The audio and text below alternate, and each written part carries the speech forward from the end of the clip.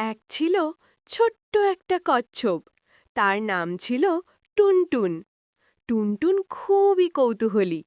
নতুন জায়গা দেখলেই সে ওহো, এটা কি বলে এগিয়ে যেত। একদিন টুনটুন জঙ্গলের ভেতর হাঁটতে হাঁটতে নিজের পুকুর থেকে অনেক দূরে চলে গেল। হঠাৎ সে বুঝল, ওহ, আমি তো পথ হারিয়েছি। টুনটুন ভয় পেল না। সে বলল, ধীরে ধীরে ভাবলে পথ পাওয়া যায়। সে চারপাশে ভালো করে দেখল।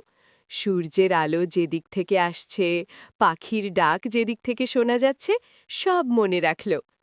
আস্তে আস্তে হেঁটে টুনটুন ঠিক পথটা খুঁজে পেল আর শেষমেশ ফিরে এলো নিজের পুকুরে।